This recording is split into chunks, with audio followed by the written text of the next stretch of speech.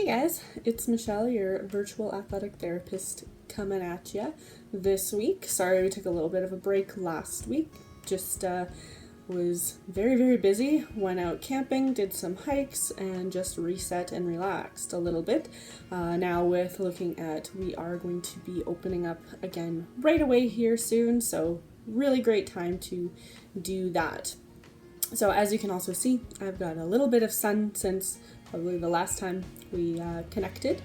I just wanted to talk a little bit about hernias today. So myself, if you know me personally, I do have a small hernia at the top of my intestine. It's caused me a little bit of off and on trouble. It's been really great for quite some time, but when our family decided to completely rip up our backyard and resod all of that, so lay down new grass, I definitely was feeling a little bit of that during my workout yesterday. And I just want to share a little bit about things that you can do to help that feel a little bit better. Stay tuned. So what kind of things can cause a hernia? So there are a few things, and some of them would relate to stress. That is one that can be a contributing factor, as well as improper lifting techniques. So if you're not breathing properly and you're allowing that pressure to increase, it will likely lead to something either within the abdominal wall or the intestine, such as myself, to somewhat pop out and create a little bit of an extra little bump, if you would say. Other ways that it could also happen is just related to some of the fatty tissue, or just a tearing of the tendon that keeps those muscles in place. For men, it's also common to get what's called a sports hernia, so that is along that inguinal ligament. Sometimes it can present like a hip flexor sort of strain as well, so just common in ways, or just significant groin pain or injuries. For me, mine is at the top of my small intestine, so it's quite close to where my stomach is. I'm not 100% sure of why it happened. I didn't feel like I was super stressed, but I do lift a lot, so I do know myself a little bit here, and I do know that I am sometimes a breath holder, so that is probably the likely reason that I developed something like that. The ways that I normally control it are obviously making sure I try to use good lifting techniques. Otherwise, I generally maintain it with a good diet plan. So things that I used to enjoy, I've had to somewhat either cut out or only have on occasions. So caffeine is the big one for me, so I don't drink coffee anymore, which is really sad. I used to love it. Also, peppermint tea or anything really minty is something that just doesn't do very well with my stomach and just how I am. It tends to make things worse, even though a lot of places say that it can make you feel better. It tends to not do that. And then a lot of tomato-based stuff, or having a lot of tomato types of foods, are just not great for me in large quantities. That is something that I can eat in small amounts now, but not every day of the week, and not huge amounts. So I do notice that I have some aversions that I just am not comfortable going back with, and some that I've somewhat worked back in because it's very popular in our household to have those items. So I'm just going to go through a couple of things that you can do to help with your own sort of hernia issues. So like I talked about, improper breathing and breathing mechanics is a very common way as to why a hernia can develop.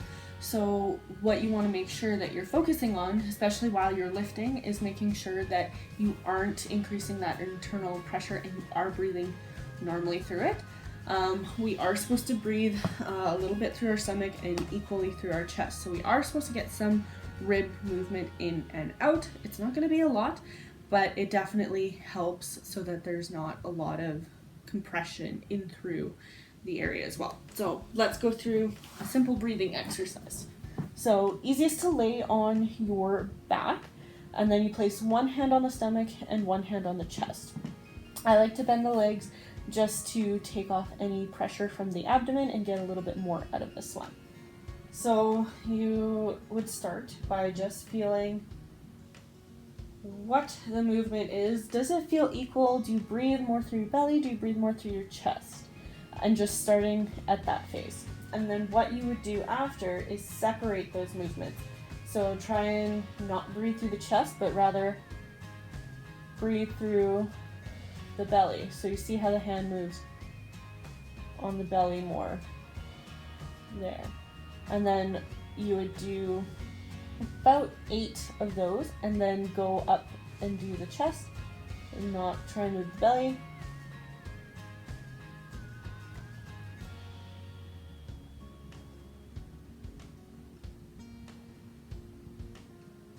Again, you would do about 8, and you're trying to bring your collarbones up towards the ceiling and that chest plate up towards the ceiling, as well as try and get some good expansion and compression through the thoracic spine here as well.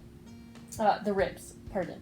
And again, doing about 8 of those, and then it would be best to then check out what your lifting is like after you've gone through and done some reset breathing, is what we can call this.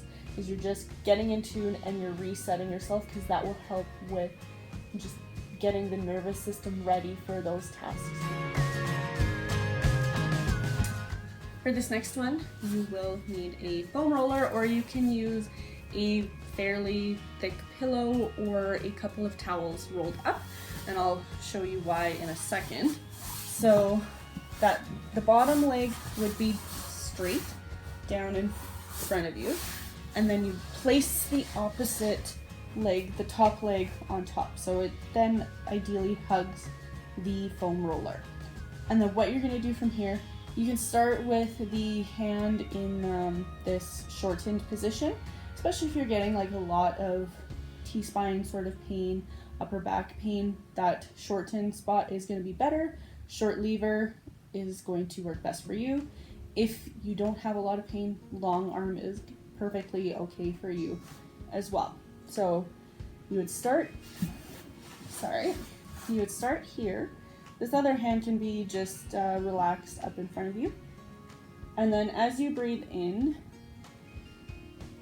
you rotate out. And then you rotate back in.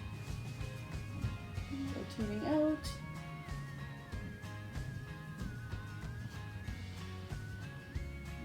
And back in. So what you should notice on that is that this shouldn't move. We don't want the hips to be constantly rotating in and out of that position as well, because then we're going to get into different areas of the spine and rotate too much, whereas we want to focus more in the ribs and the T-spine to get the most out of this one. So I do about 10 to 15 per side. This one here I like to call Hug the World. So you get into a lunge position. So I just have my farthest leg from the camera here closest to my couch, just as your point of reference. And then you put the hands out and you focus on your breathing, and then you fully rotate out and come back in. And you come back out, and I would pause and do maybe a breath at this point here. And doing that about 10 to 15 times. As you can see, you don't want to dip into a hip or move this foot. You want to keep that nice and stable so you can work on that rotation. And we're also going to get a little bit of hip opening there as well. To make this a little bit harder, you could add a band, maybe of lighter resistance, and then going and doing that pull. But to start, just doing it without a band is perfectly fine as well.